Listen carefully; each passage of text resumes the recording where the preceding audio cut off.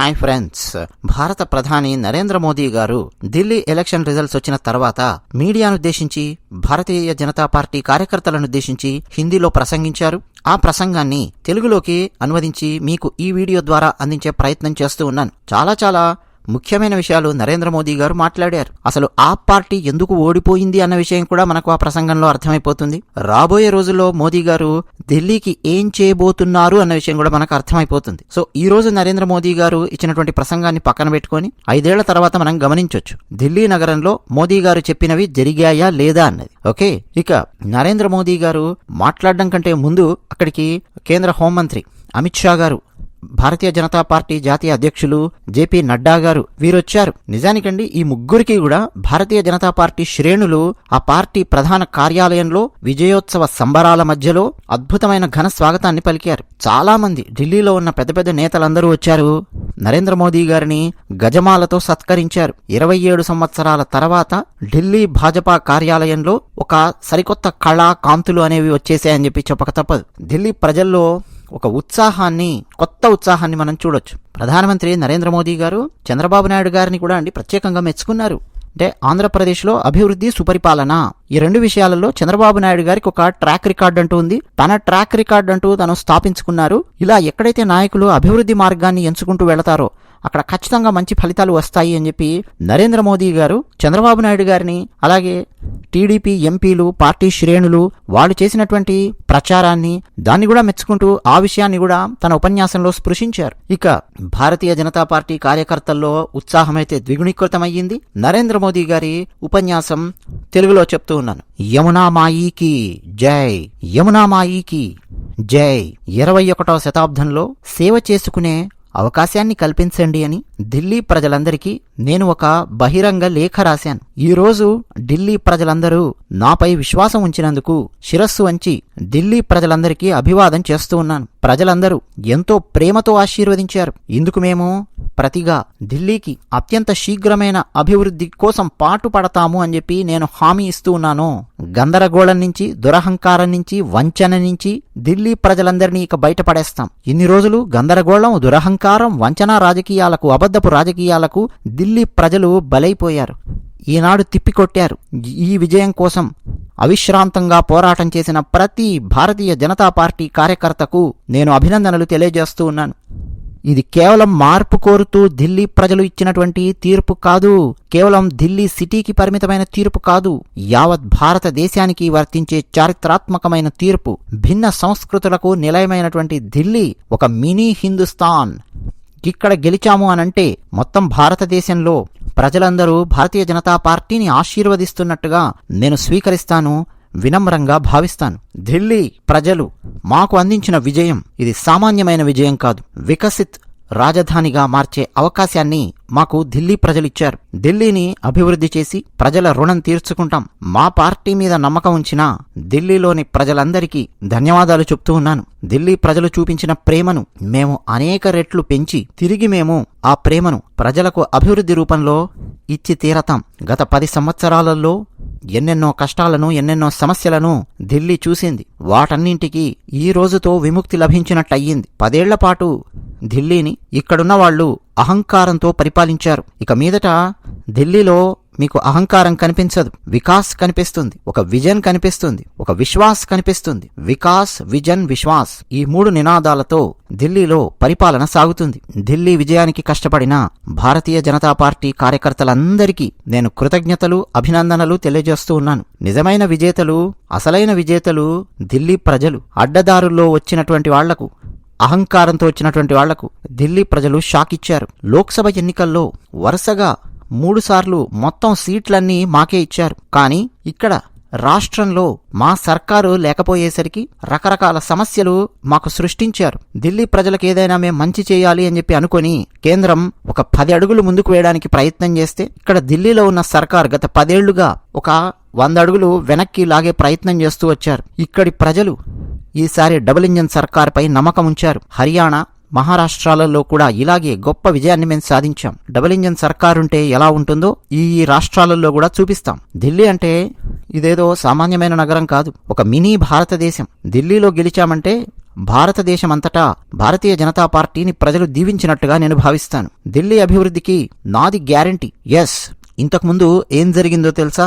ఢిల్లీలో మెట్రో పనులు జరగాలి అని చెప్పి కేంద్ర ప్రభుత్వం ఎప్పటికప్పుడు కావాల్సిన నిధులన్నింటినీ సమకూరుస్తూ వచ్చింది. కానీ మెట్రో పనులు ముందుకెళ్లకుండా ఇక్కడ ఉన్న ఆప్ నేతలు అడ్డుకుంటూ వచ్చారు. మరోపక్క ఆయుష్మాన్ భారత్ ఇచ్చాం. భారతదేశంలోని చాలా రాష్ట్రాలలో ఆయుష్మాన్ భారత్ ద్వారా లబ్ధి పొందుతున్న వాళ్ళు కోట్లల్లో ఉన్నారు. కానీ ఢిల్లీలో ఆయుష్మాన్ భారత్ ప్రవేశించకుండా ఢిల్లీ సర్కార్, ఆప్ సర్కార్ అడ్డుకుంది. ఇలా ఢిల్లీ ప్రజలకు ఆయుష్మాన్ భారత్ దక్కకుండా చేసింది ఆప్ సర్కార్. ఢిల్లీలో అభివృద్ధికి ఎవరు మోకాలడ్డుతూ ఉన్నారో ప్రజలకు ఈరోజు స్పష్టంగా అర్థమయ్యింది. ఇవన్నీ లోతుగా ఆలోచించిన ప్రజలు డబుల్ ఇంజన్ సర్కార్ను కోరుకున్నారు.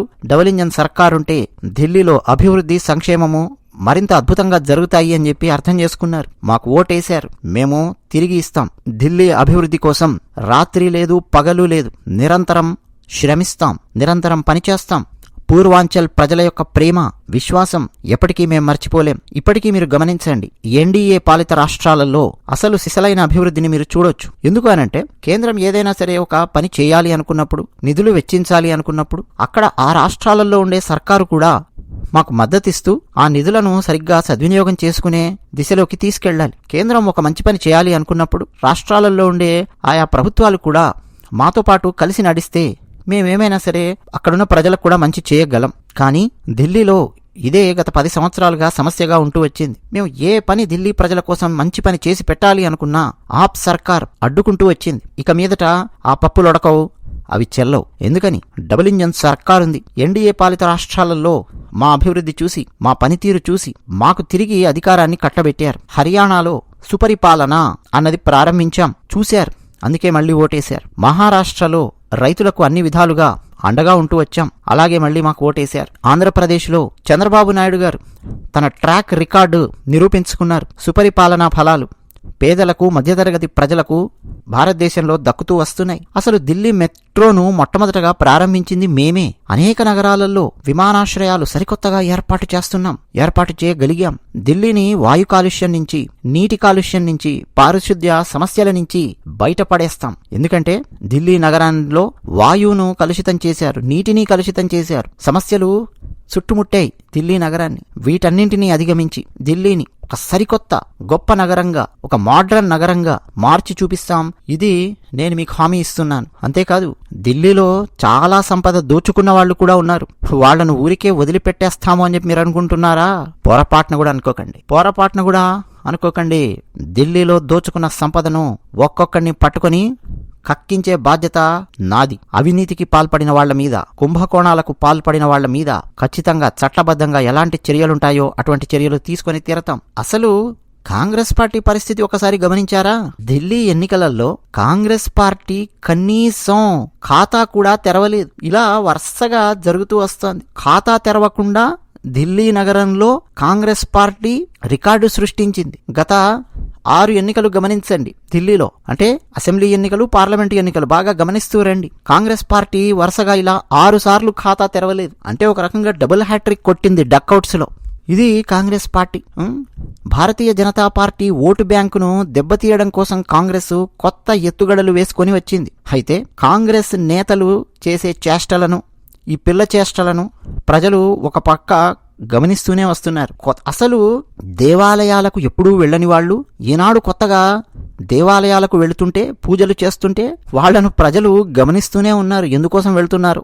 ఢిల్లీలో ఇండీ కూటమి మొత్తం కాంగ్రెస్ కోసం వచ్చి పనిచేసింది. భారతదేశంలోని ఎక్కడెక్కడో ఉన్న నాయకులు, ఎక్కడెక్కడో ఉన్న పార్టీల కార్యకర్తలు వచ్చి ఎన్డీ కూటమి కోసం, కాంగ్రెస్ కోసం ఇక్కడ పనిచేశారు. కానీ ఏం జరిగింది ఆలోచించండి. అసలు రాష్ట్రాలలో కులాలను, వివిధ వర్గాలకు చెందిన ప్రజలను రెచ్చగొట్టడమే కాంగ్రెస్ పార్టీ నిరంతరం చేస్తోంది. 21వ శతాబ్దంలో రాజకీయాలలోకి నవతరం దూసుకురావాలి. వికసిత్ భారత్ కోసం మా పార్టీలో యువతకు పెద్దపీట వేస్తాం. కాంగ్రెస్ పార్టీ మాత్రం కొత్త తరాన్ని రానివ్వడం లేదు. ఈనాటి తరం సరికొత్త ఆవిష్కరణలతో ముందుకు దూసుకెళ్తోంది. ఈనాటి యువతరం వాటి ఆశలు, ఆకాంక్షలకు అనుగుణంగా మా పాలన ఉండి తీరుతుంది. అధికారమో, సుఖమో, మరింకేదో ఆశించి మేం రాజకీయాలలోకి రాలేదు. ప్రజలకు సేవ చేసేందుకు, ప్రజలకు అండగా ఉండేందుకు రాజకీయాలలోకి వచ్చాం. అది చేసి చూపిస్తాం. ఢిల్లీలో చారిత్రాత్మకమైన విజయాన్ని మేం సాధించాం. ఈ విజయం కోసం కృషి చేసిన భారతీయ జనతా పార్టీ కార్యకర్తలకు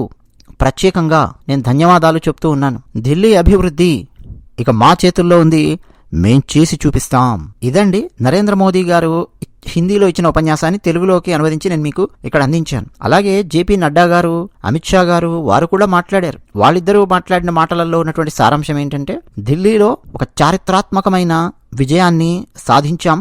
ఈ విజయం కోసం కష్టపడిన కార్యకర్తలందరికీ ప్రత్యేకమైన అభినందనలు, ధన్యవాదాలు. ఈ విజయం కోసం కార్యకర్తలు చాలా కృషి చేశారు. వాళ్ళందరికీ పేరు పేరున ధన్యవాదాలు చెప్తూ ఉన్నాం. నరేంద్ర మోదీ గారి నేతృత్వంలో భారతీయ జనతా పార్టీ వరుస విజయాలతో దూసుకెళ్లిపోతోంది. ఢిల్లీ ప్రజలు మా పార్టీ మీద విశ్వాసం ఉంచారు. పోయిన సంవత్సరం జరిగిన లోక్సభ ఎన్నికల్లో కూడా ఢిల్లీ ప్రజలు మా వెంటే ఉండి 7 లోక్సభ స్థానాలుంటే 7కు 7 సీట్లు మాకిచ్చి మా పార్టీని ఆశీర్వదించారు. మాకొక కొత్త బలాన్ని ఇచ్చారు. పేదలు, బలహీన వర్గాలు వీళ్ళందరి జీవితాలలో మార్పు తీసుకురావడమే నరేంద్ర మోదీ గారి లక్ష్యం. ఢిల్లీలో సుపరిపాలన అందించడం కోసం మేము కట్టుబడి ఉన్నాం. ఢిల్లీ ప్రజలు సురక్షితమైన తాగునీరు, మంచి రహదారులు ఇవి కోరుకుంటున్నారు. ఆమ్ ఆద్మీ పార్టీ పచ్చి అబద్ధాలు చెప్తూ అబద్ధాలను తయారు చేసే పరిశ్రమలాగా బతికింది. అహంకారంతో బతికింది. ఢిల్లీ ప్రజల సమస్యలన్నింటినీ అలా రోడ్డు మీదకి వదిలేసింది.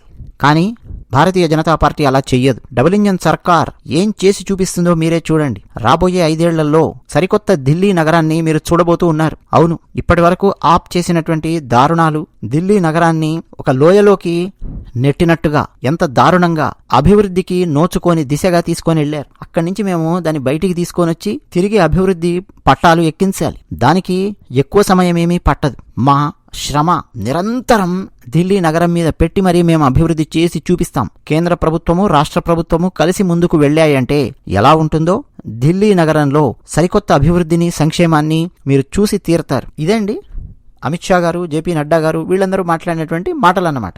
డెఫినెట్ గా ఢిల్లీ నగర ప్రజలు అండి చాలా మంచి నిర్ణయం తీసుకున్నారు. ఢిల్లీ నగర ప్రజలు చేసినటువంటి ఈ పని వల్ల ఈరోజు భారతదేశంలో భారతీయ జనతా పార్టీ మీద ప్రజలలో ఏ స్థాయిలో నమ్మకం ఉంది అన్నది స్పష్టంగా మరొకసారి అందరికీ అర్థమయ్యింది. మనకు కూడా అండి కామెంట్ సెక్షన్లో పాపం అంతరించిపోతున్న డైనోసారస్లాగా అక్కడో కాంగ్రెస్ అభిమాని, ఇక్కడో కాంగ్రెస్ అభిమాని, లేదు నరేంద్ర మోదీని ద్వేషించే మన ఆంధ్రప్రదేశ్లో ఉన్నటువంటి కొంతమంది అక్కడక్కడ కనిపిస్తూ ఉంటారు. వీళ్ళందరూ అంతరించిపోతున్న డైనోసారస్ లాంటి వాళ్ళు. దేశం మొత్తం ఒకవైపు వెళుతూ ఉంటే, అంటే ఊరందరిది ఒక దారి అయితే ఉలిపి కట్టేది ఒక దారి అన్నట్టు వీళ్ళ ఆలోచన విధానాలు ఇంకా తిరోగమనంగా కనిపిస్తూ ఉన్నాయి. ప్రోగ్రెసివ్ డైరెక్షన్ లో ఉండాలి ఆలోచన విధానం, ఎప్పుడన్నా రిగ్రెసివ్ డైరెక్షన్ లో ఉండకూడదు. దేశం మొత్తం ప్రోగ్రెసివ్ డైరెక్షన్ లో ఆలోచిస్తోంది. ఎవరికి అధికారాన్ని అప్పగిస్తే బాగుంటుంది అని చెప్పి ఆలోచిస్తూ ముందుకెళ్తోంది. కొంతమంది ఏమో ఇంకా రిగ్రెసివ్ డైరెక్షన్ లో ఆలోచిస్తున్నారు. ఏ స్థాయి రిగ్రెసివ్ డైరెక్షన్ లో ఆలోచిస్తారంటే 12,75,000 రూపాయల వరకు సాలరీడ్ ఎంప్లాయీస్ కు ఇన్కమ్ ట్యాక్స్ ఉండదు అని చెప్పి కేంద్రం ప్రకటించినప్పుడు దానికి నువ్వు సంతోషిస్తావా? అంటే అత్యధిక శాతం మంది ప్రజలు చాలా ఆనందించబోతూ ఉన్నారు, ఫలాలు అందుకోబోతున్నారు, ఇన్కమ్ ట్యాక్స్ లేకుండా వాళ్ళు ఇంకా బతకబోతూ ఉన్నారు అని చెప్పి ఆనందిస్తావా? మధ్యతరగతి ప్రజలు, ఎగువ మధ్యతరగతి ప్రజలు. లేదా మరి 13,50,000 వచ్చినోడికి ఎంత అండి? మరి 13,25,000 వచ్చినోడికి ఎంత అండి? 50,000 కట్టాలా? 60,000 కట్టాలా? ఇదనమాట కాలు బట్టి వెనక్కి లాగడం. నిజంగా నువ్వు సరిగ్గా వెళ్ళి అసలు సీఏ దగ్గరికి వెళ్ళి నువ్వు కూర్చుంటే ఎలా సేవ్ చేయాలో వాళ్ళే చెప్పేస్తారు. 13 లక్షలు సంపాదిస్తున్నావా, 14 లక్షలు సంపాదిస్తున్నావా, తక్కువ ట్యాక్స్ కడుతూ ఏ విధంగా కరెక్ట్ సేవింగ్స్ ఎట్లా పెట్టుకోవాలి, ఒక శాలరీ ఒక నెంబర్ దాటిన తర్వాత ఏం చేయాలి అన్నది వాళ్ళే స్పష్టంగా మీకు చెప్పగలుగుతారు. ఆ పని మాత్రం చేయరండి. మనకు అన్ని సేవ్ కావాలి. ఒక సీఏకు ఒక 1,000 రూపాయలు 2,000 ఇచ్చి వాళ్ళని అడిగితే మీకు 30,000-40,000 రూపాయలు ఎలా సేవ్ చేయాలో స్పష్టంగా వాళ్ళే మీకు చెప్పగలుగుతారు. ఈ పని మాత్రం చేయరు. వీడు విషం కక్కుతూ ఉంటాడనమాట. రిగ్రెసివ్ డైరెక్షన్ లో ఆలోచించడం అండి ఇదంతా కూడా.